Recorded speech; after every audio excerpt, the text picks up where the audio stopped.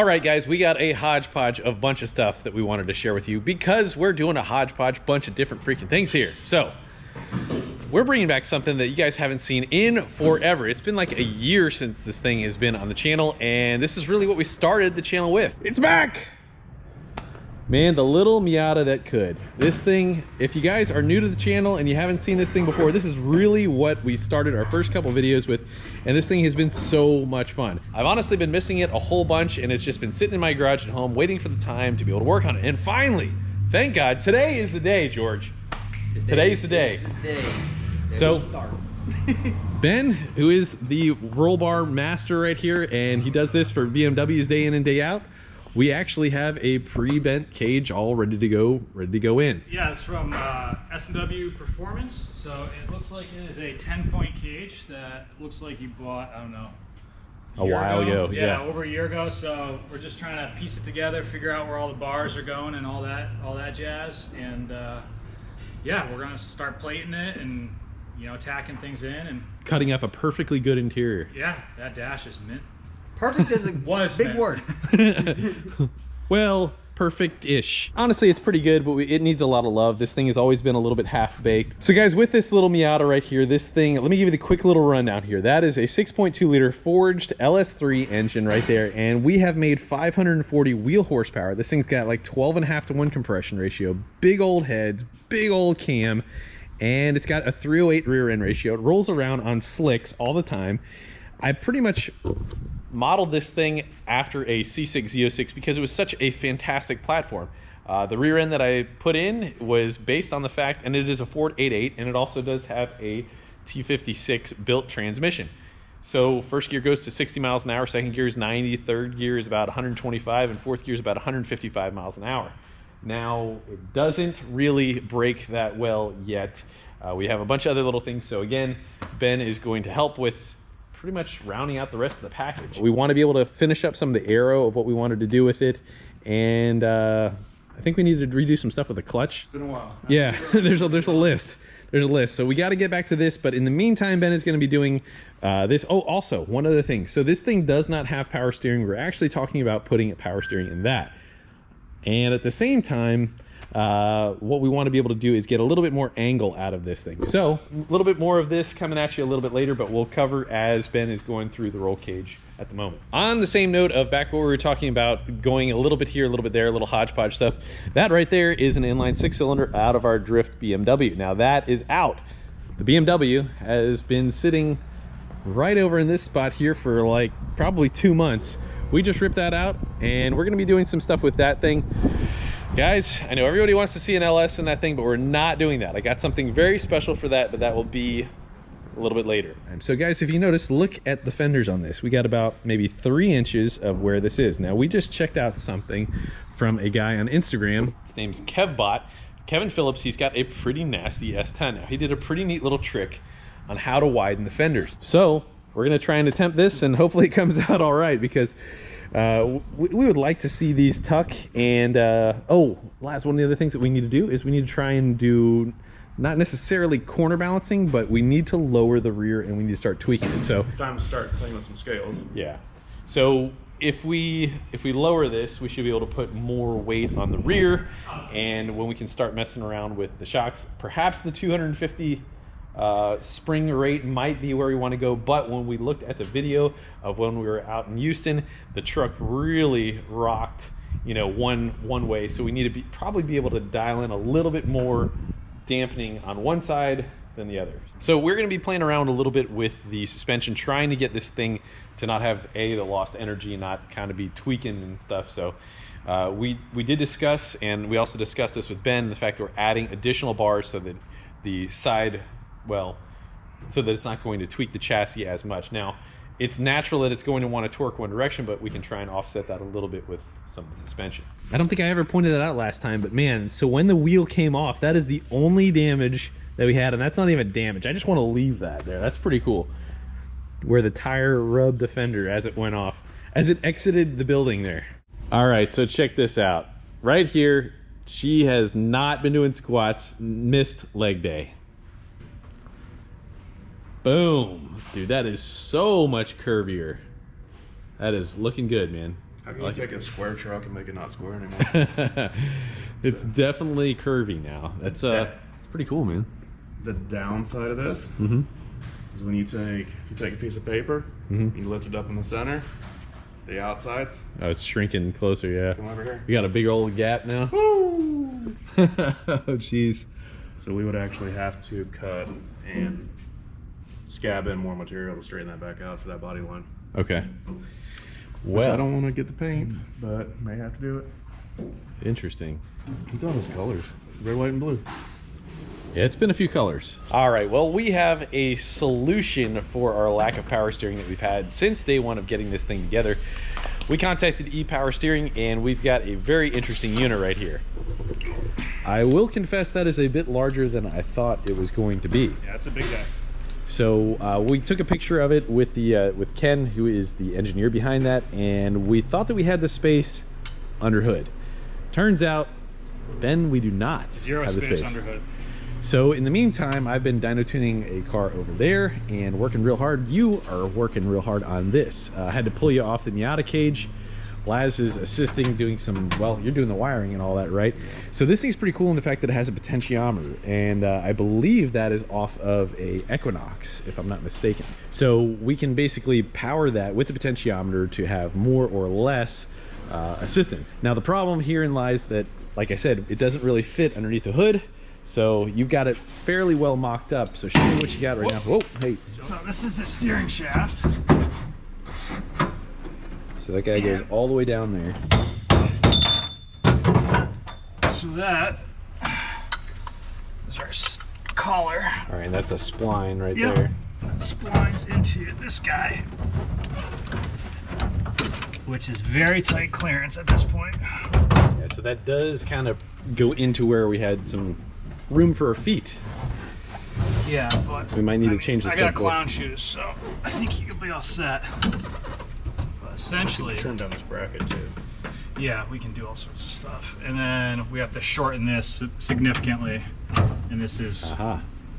where you're quicker. So yeah, we've added what, about 6-8 inches there, something like that? 9 1/4. 9 1/4. Yeah, this is gonna have to be shortened, so this will end up somewhere in this neighborhood.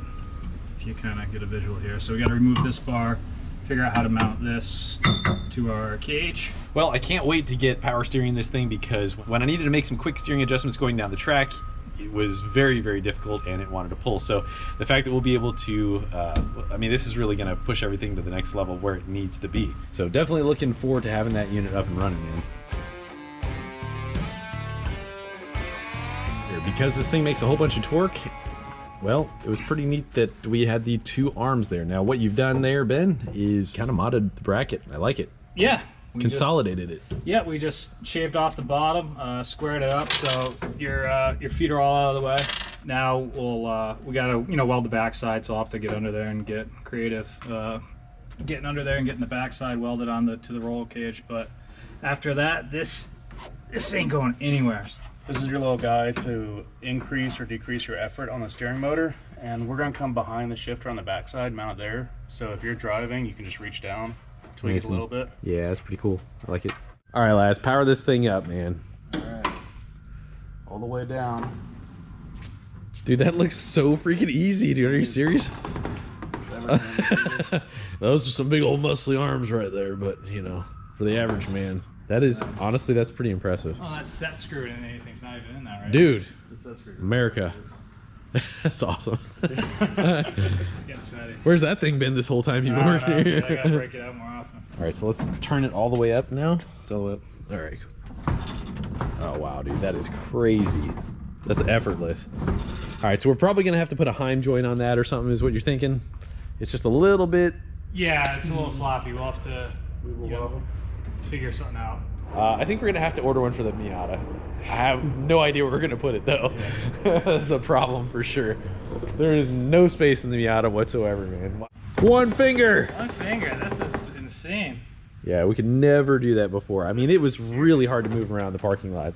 All right, so Ben has been, well, this has been kicking your butt a little bit, man. You got some time in this puppy. Yeah, it's turned into a little bit of a project. So we borrowed a Fender roller from Full Throttle Performance, and we've been rolling this, and we found a pretty clever way in order to get it to kind of stay out, and we're trying to get as much tire clearance as possible. So yeah, we kind of just made T-bolts almost, and just, you know, the T butts up against here when we section them, you know, going across. So yep, nothing too fancy, but it's gonna keep the fender where it needs to be for the time being. So gotcha. Yeah, so this one you're still working on right now. Let's go take a look at this one over here that is Laz's making a little bit prettier.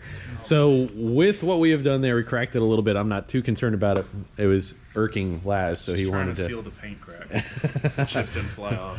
All right, so yeah, that's just some, what is that, about a 1/4 inch rod there, Ben? yeah. Okay, so yeah, 1/4 inch rod, just welded that guy in there right there. Looks pretty good, but it's definitely got a big curve to it, and it does tuck under there pretty good. All right, so all along with this thing, the steering angle hasn't really been where we wanted it to be, and we talked to JSM a little bit earlier, and they said, hey, there's a couple of things that you can do. You can grind a couple things real quick, and you should be able to get a little bit more steering angle. Now, hopefully one of you guys can be able to help us out, because we don't know with a 4-wheel drive how much steering angle you can get with a CV axle. All right, so let me show real quick. So we modified this area right here. This is contacting right there and on the back side as well. So we ground down in there and right here so that we can get a bit more angle. Now give that a try there, because I think we're gonna have tire clearance issues more than anything else. Wow. No, we are really, really close, but no issues. And nothing on this side. This is what suspension drooped, so.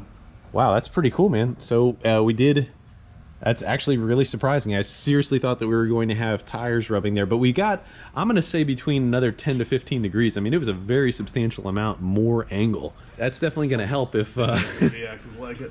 yeah, they're definitely at a pretty severe angle right there. Hopefully some of you guys can answer that question. That is definitely a lot more angle than what that once had.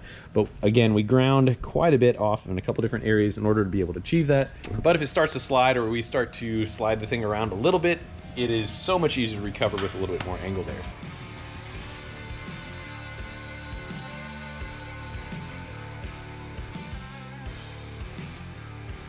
All right, so how many do we have on the other side? We had like about, what, 5 or 6 or something? 4, okay. Yep. But it really makes everything pretty solid, whereas this is all like floppy, droopy. You got one more right there, and it'll really solid. Yeah, and this one we're just putting it behind the lip, so it'll just, and then just a couple tacks is all it really needs, just to keep it good. Paint and body, guys, just fast forward past this part. That's, We're sorry. yeah. We're not really concerned about the paint whatsoever. We have other possible things later on down the road, and I mean, look at it. You know, it's taking a beating already, but hey, you know, it's good. It's good. But we are concerned about getting 300,000 subscribers so we can put a turbo on my truck. And also, don't forget to check out the Fasterproms store where you can get t-shirts, hats, lanyards, and stickers. Well, George, you're welcome. Killing it. Thank you. Thank you, George. Wait, did you get lanyards and stickers? And t-shirts and hats, and now hoodies. Oh yeah, don't forget the hoodies. We are trying to get everything set up so that we can really get all that low-hanging fruit of when we first went to Houston and really didn't get a good clean pass. So Ricardo, Full Throttle Performance, here to save the day once again. So look, we did not have our clutch switch in before. And I had talked to you right before I was trying to go to Houston to try and get that done, and dude, we just had too many problems, couldn't get everything done. So at the moment, we have this rigged to go. So this is going to be mounted such that when the clutch is at rest, it is depressed. So as Ricardo will explain, we've got how much milliseconds in between the shifts? So we're going to start 200 milliseconds just to start, you know, and then you can adjust as you learn how to shift this thing faster. Right. And I mean, so dude, when we first got this thing up and running, which of course we messed everything up, and you had to come back here and help us out a little bit with it, but you know the product really good. So I think when we had it up and running, what was it, 5,000 RPM? Yeah, I mean, you could do it at 5,000. We could do it at whatever. I mean, we were just making flames, right? We were just having a little fun. But you're going to have to figure out with this and adjust and play with it until you can get it to leave perfect. Let's do this. Let's test this out again. And we've been down this road before.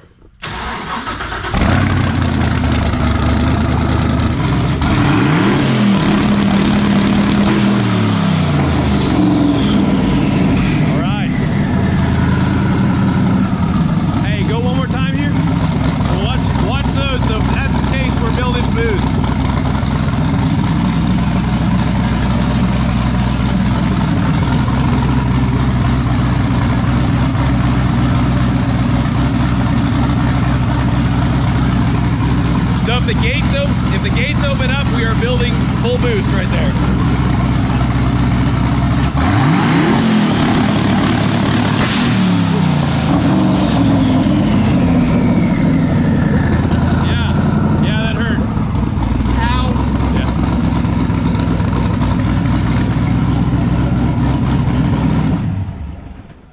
All right, so I did see the gates open, so we should be full boost right there too. Full boost is what, 10 pounds? 12 pounds? 9 pounds. 9 pounds. No, and that's where I want to start at. I mean, we're gonna try and turn it up a little bit later, but right now, let's try and get it to go down the track with this and see what I mean, this makes. from the here, you can only adjust and go faster. Yeah.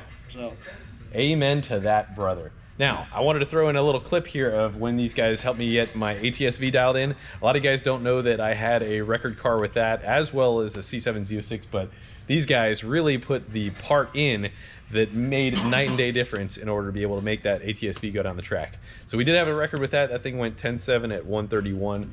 Wicked little V6 twin turbo car, man. It was a lot of fun.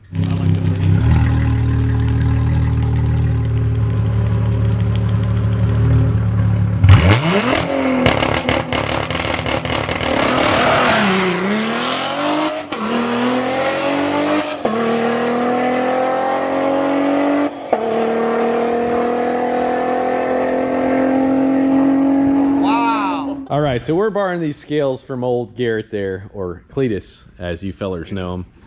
All right, so let's get some guess. Whoa, wait a minute, hold on, shoot, we got one off, so that would have been way light. That would have been a really nice number right there. Heck yeah, that would have been awesome. Yeah, we got one off. All right, so we'll try this again. And Ben, what is your guess there, sir? 3,326. 3326, Laz. 3450. 3450. Let's see what we got here. Okay. All right, so other Ben, you said 3430. 3430. Oh. Oh, go down. Stop going up. Dang. All right, who said 3500? Get off it there. What are you doing? Freaking me out, man. Oh my gosh. All right, 33. Still going down. Wow, that's weird. 3362. Gosh, Laz. Freaking me out, dude. All right, 3356. Not bad. Not bad. And you weigh 170, 3,500. I win.